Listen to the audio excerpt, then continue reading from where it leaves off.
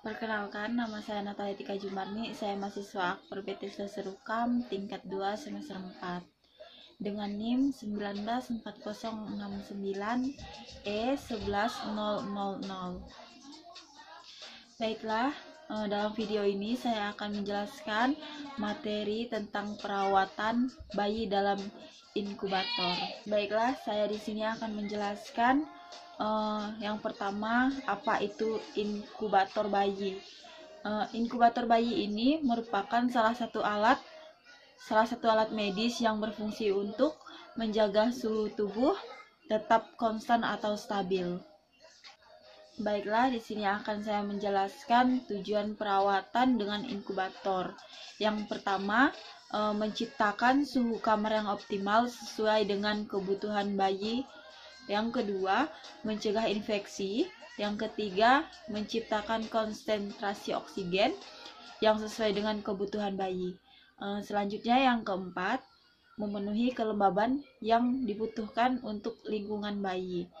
Yang kelima, untuk memudahkan penanganan atau pelayanan dan pengawasan. Baik, tujuan dari sistem perawatan bayi, ruangan inkubator dibedakan menjadi dua bagian, yaitu yang pertama inkubator sistem terbuka dan inkubator sistem tertutup. Yang pertama saya akan menjelaskan inkubator sistem terbuka. Inkubator sistem terbuka yang memerlukan pembukaan ruangan jika akan melakukan perawatan bayi atau perawatan tidak dilakukan secara otomatis. Dan dalam ruangan inkubator, peralatan ini biasanya digunakan untuk bayi yang lahir. Bayi yang lahir prematur dengan kebutuhan perawatan yang normal.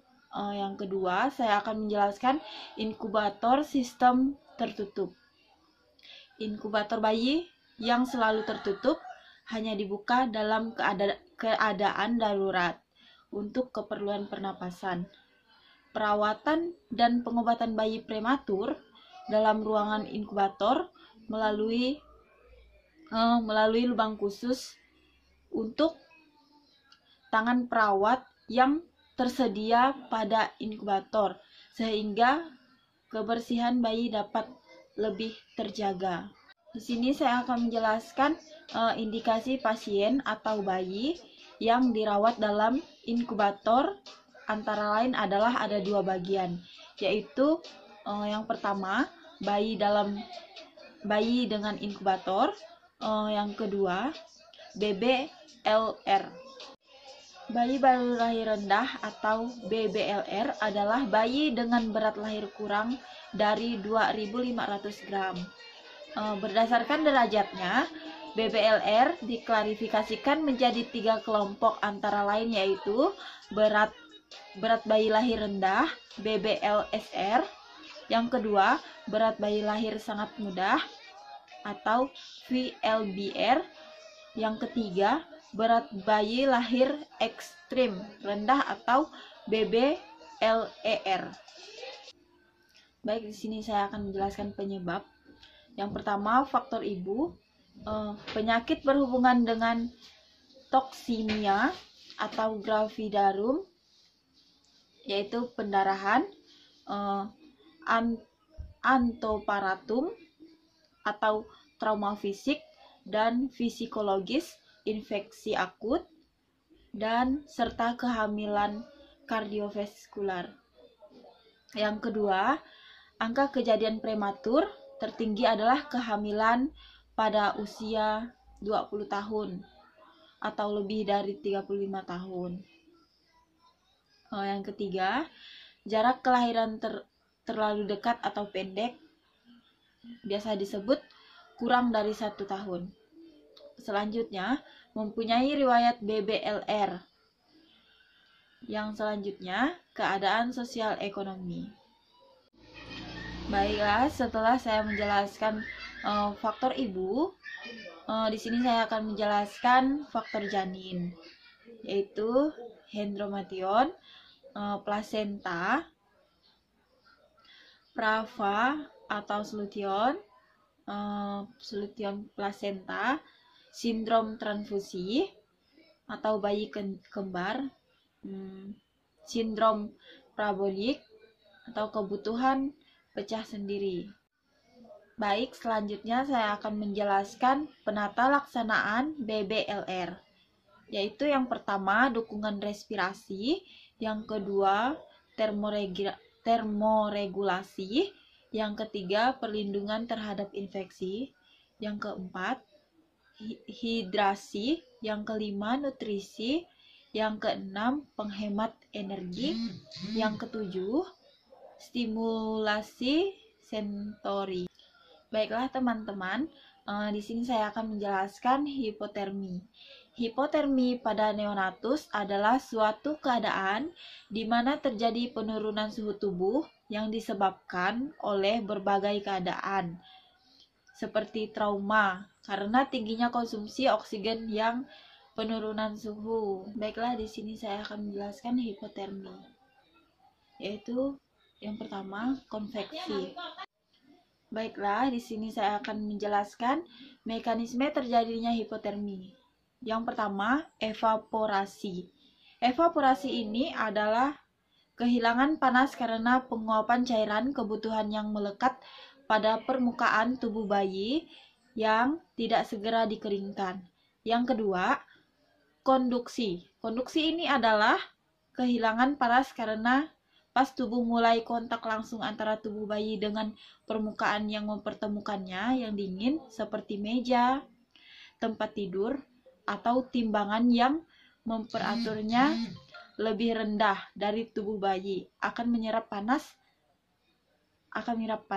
pada tubuh bayi, akan mencabut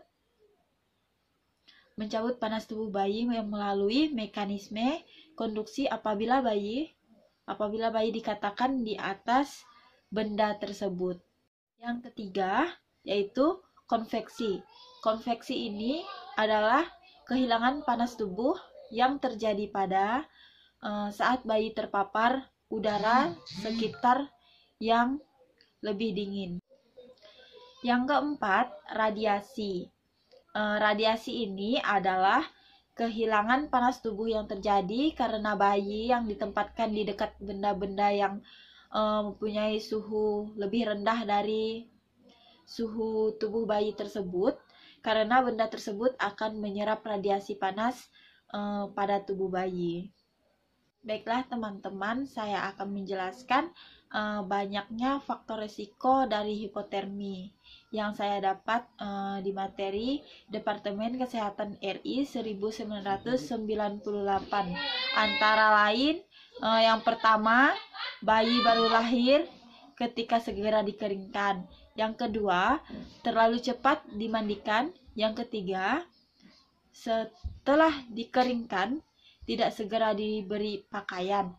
Yang keempat, tidak segera didekap pada tubuh ibunya. Yang kelima, bayi baru lahir dipisahkan dari ibunya. Yang keenam, tidak segera disusui ibunya. Yang ketujuh, berat badan bayi baru lahir rendah.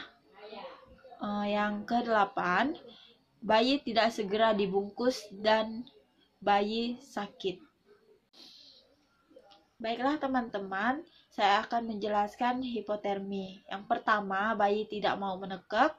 Yang kedua, bayi tampak lesu dan mengangguk saja. Yang ketiga, tubuh bayi teraba dingin. Yang keempat, dalam keadaan berat, denyut jantung bayi menurun dan kulit tubuh bayi mengeras. Yang kelima, bayi menggigil. Selanjutnya yang keenam, suhu atau askila bayi turun di bawah 360 cc. Yang ketujuh, kulit pucat.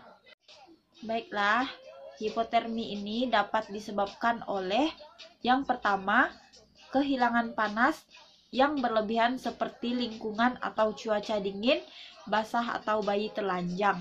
Yang kedua, luas permukaan tubuh pada bayi baru lahir relatif basah sehingga penguapannya bertambah. Yang ketiga, kurangnya metabolisme untuk menghasilkan panas tubuhnya masih rendah. Yang keempat, otot bayi masih lemah. Baiklah teman-teman, di sini pencegahan hipotermi dibagi menjadi 5 bagian, yaitu yang pertama, keringkan bayi dengan seksama. Yang kedua, selimuti bayi dengan selimut atau kain basah dan hangat, serta segera mengganti handuk atau kain yang dibasahi oleh cairan tubuhnya. Yang ketiga, selimuti bagian kepala. Yang keempat, anjurkan ibu untuk memeluk dan menyusui bayinya. Yang kelima, jangan segera menambah atau memandikan bayi baru lahir. Baiklah teman-teman, penyampaian materi dari saya sampai di sini. Jika ada kurang lebihnya, saya minta maaf. Saya ucapkan terima kasih untuk kita semua.